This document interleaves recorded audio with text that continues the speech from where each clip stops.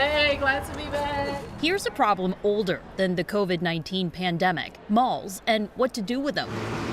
All around us, we've seen big box stores like Sears come down, and that's been happening before 2019. Normally a mall is getting someone to come to a particular store, and then they end up going to other stores while they're there. University of St. Thomas marketing professor Dr. Mike Porter establishes what we've accepted as fact at this point. Those so-called anchor stores have been disappearing. If fewer people are going to any one store, fewer people are going to go to the other stores that are in that mall.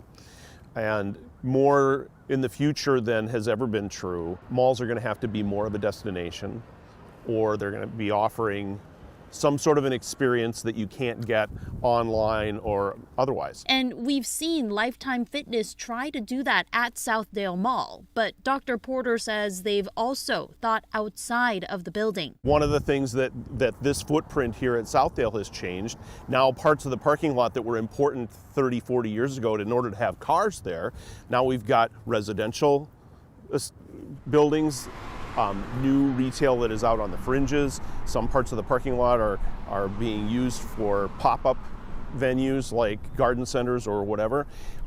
They need to use all of the facility because this parking spot is worth a different amount now. It feels like for such a long time that all these malls, like they have the space and they own it and they're like, we're gonna try to throw something like spaghetti at the wall and see what sticks.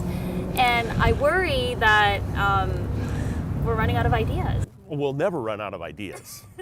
and I think that retailing is sort of what you described as throwing things at the wall and seeing what sticks. It's always been that way.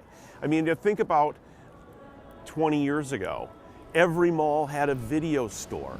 Well, no malls have a video store. Well, and 10 years before that, no malls had a video store. But there was a time and place when that retailing establishment made sense. Porter says now's the time for reinvention. Change is always an opportunity for people who are entrepreneurs and who are retailers and want to see things grow. So do not say that the malls are dead. I would never say that the malls are dead. Malls are not going to be dead anytime soon. Like all businesses right now, they're going to be facing different kinds of struggles, and business people are good at being creative and finding their way through those things. The footprint may change, the face may change, but retailing's not going away. So watch this space. Watch this space. Your name here. Professor Porter told Sharon that the retail experience of hearing questions answered or like a custom designed experience while you're shopping will be the thing that brings people back in person, something they can get out of that transaction.